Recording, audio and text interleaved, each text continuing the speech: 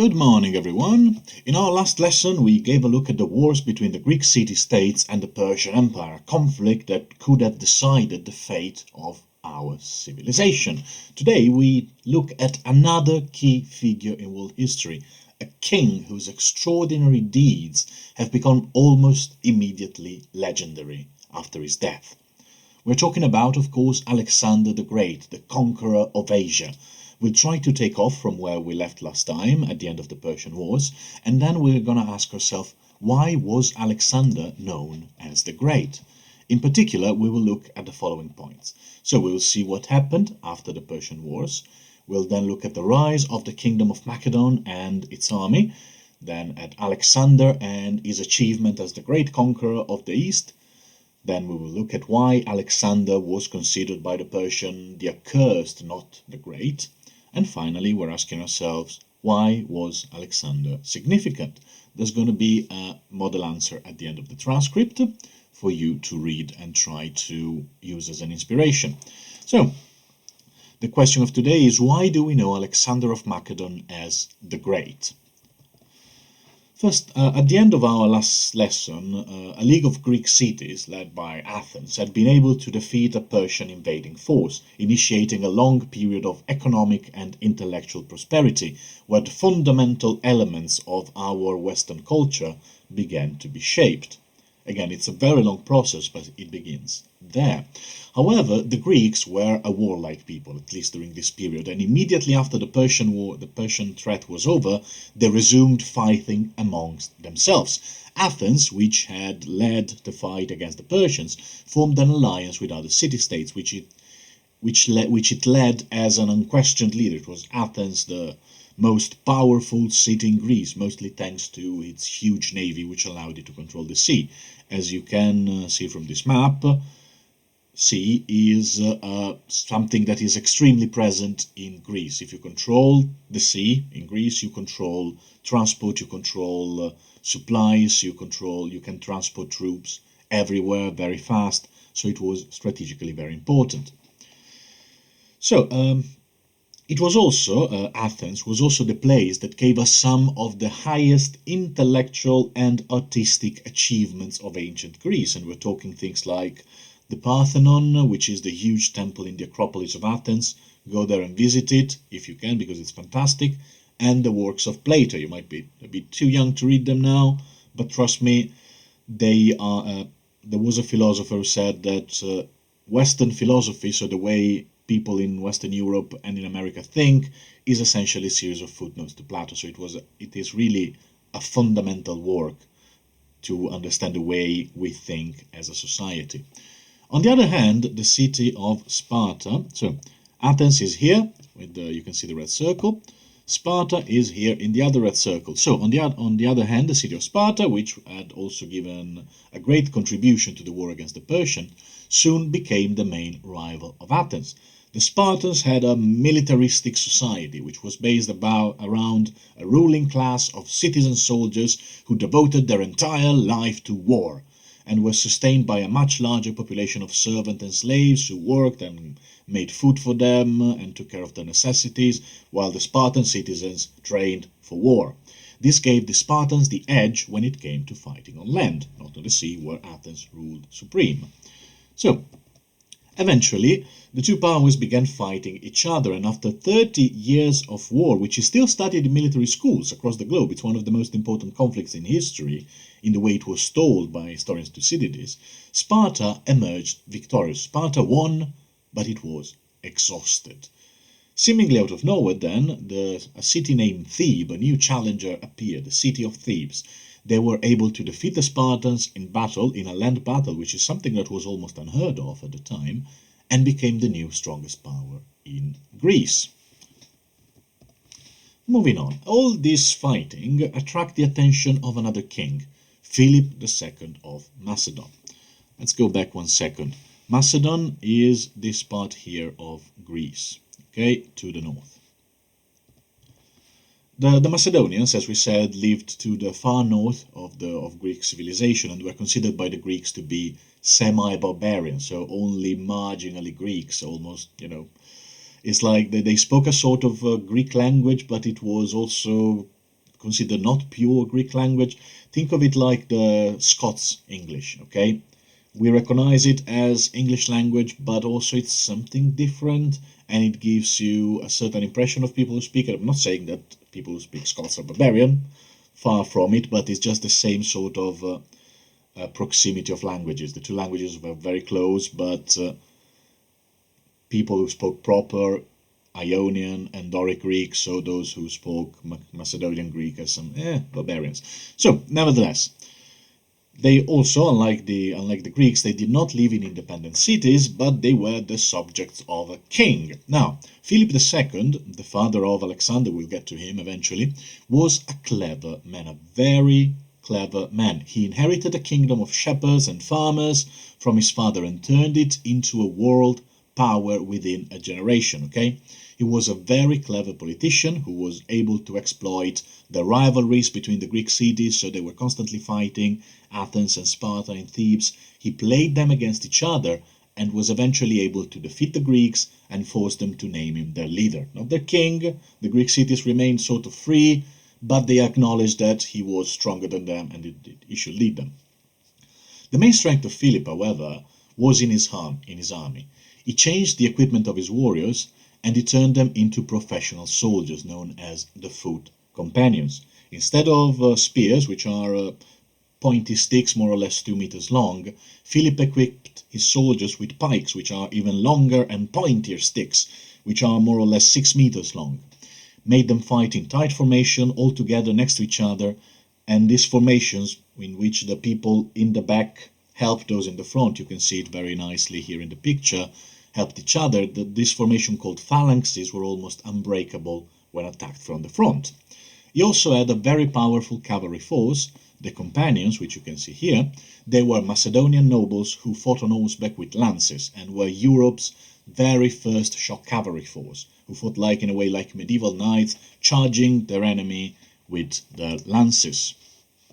So here is a picture of a unit of companion cavalry which I have painted last year, and it's not just because I am using this history course as a way to showcase my painted toy soldiers. Still, all the political maneuvering of Philip II caused him to be hated by a lot of people, and he was assassinated in his capital city of Pella in 336 BC. His son, Alexander, we're finally getting to him, ascended to the throne at 20 years old. He was very young. When he died, 12 years later, at age 32, in 323 BC, he had conquered half of the known world. The story of Alexander is extremely fascinating, and not just because he declared war on the Persian Empire and conquered it completely in only 5 years. It is fascinating because Alexander was a great general, almost undefeated on the battlefield, and because he was also, in a way, a great explorer, one of the earliest European explorers. He was the first known European to reach India, for example, and to see elephants. He fought against war elephants at the Battle of Hydaspes. Indeed, he would have conquered India too, at least that's what he wanted to do, if his soldiers, who just wanted to go home after years and years of fighting and marching from one end of the world to the next, if his soldiers had not stopped following him and had told him, okay, Alexander, we should go home, probably Alexander would have also kept conquering India.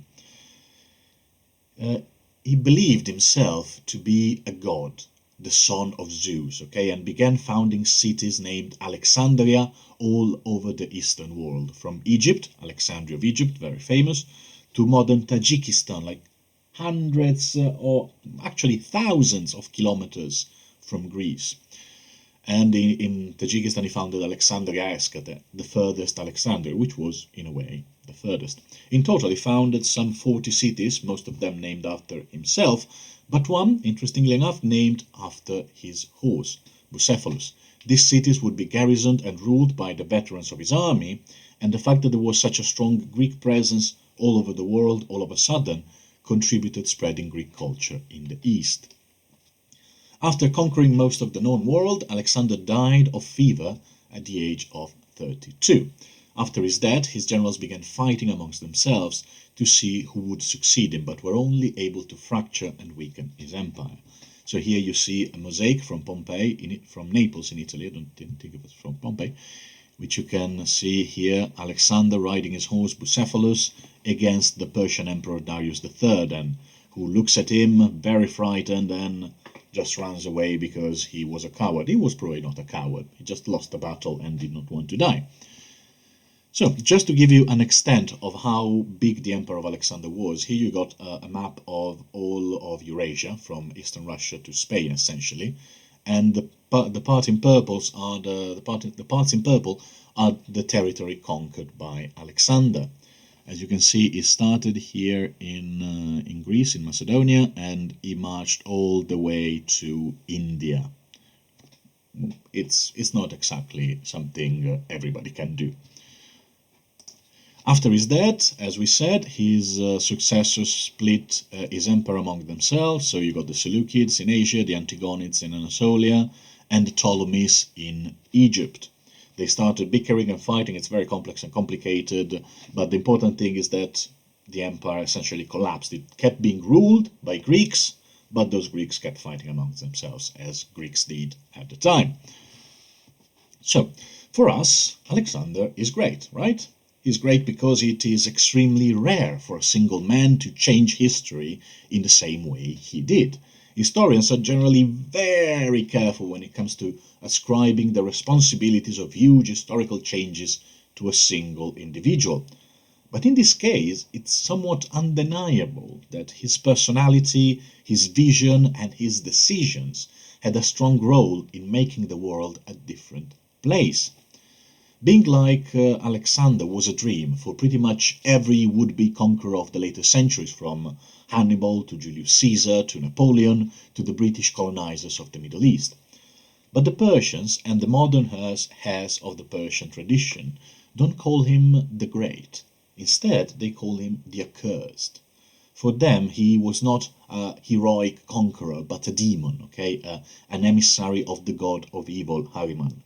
He was an accursed destroyer of temples and palaces.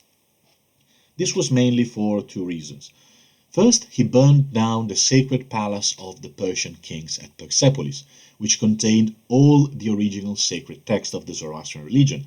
It would be like burning down the Church of the Vatican for the Church of St. Peter for a Catholic, or like burning down the sanctuary of Mecca for a Muslim. It's a huge sacrilege. Also, his conquest of the Persian Empire forced the Persians for the next 2 centuries to be ruled by a class of Greek overlords, which they sort of resented. History, as always, is a matter of perspective. So, why are we still obsessed by this character? Why are we still talking about him 2,000 years later? As for the Persian Wars, it is simply because the world in which we live would be incredibly different if he had not existed. Alexander was really a larger-than-life figure, and he became a sort of legend even immediately after his death. Even his Persian enemies had to concede that his conquest, even though they believed it was evil, was something that was never seen before. But most importantly, the Greek kingdoms that succeeded him in Asia, Egypt, Anatolia, and so on, would change the culture of the entire world. This is the great legacy of Alexander. After Alexander, Greek culture, let's take it from the top. Before Alexander, Greek culture was just one culture among many, and not the most important one. After Alexander, Greek culture became the predominant culture of the Mediterranean world. The Romans were influenced by it. Christianity was incredibly strongly influenced by Hellenistic philosophy, by Greek philosophy. Islam was also very strongly influenced by Greek culture and philosophy in the Eastern Mediterranean. World history, without the conquest of Alexander, would be incredibly different. The cultural revival that followed his death, followed the death of Alexander, is called Hellenism, and was an unprecedented period of scientific, artistic, and economic development.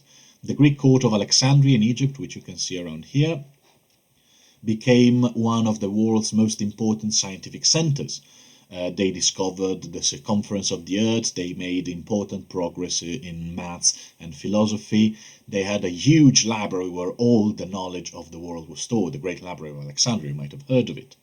The other cities he founded in the east also became places where Greek culture merged with local culture. So, for example, towards India, in the very the easternmost frontier of the Greek Empire, we can find statues of the Buddha dressed, sculpted by a Greek artist and dressed like a Greek statue. As you can see here, also in the statue of Laocoon and his sons, Hellenistic art also became more emotional, elaborate, and rich than before. The human achievements of the Hellenistic periods are really too many to be listed here, you have to trust me. But to make a very long story short, Alexander the Great was not just great for what he did for his military conquest, but for how his legacy, so what happened because of what he did, how his legacy proved to be incredibly important in shaping the evolution of human civilization, from India to America.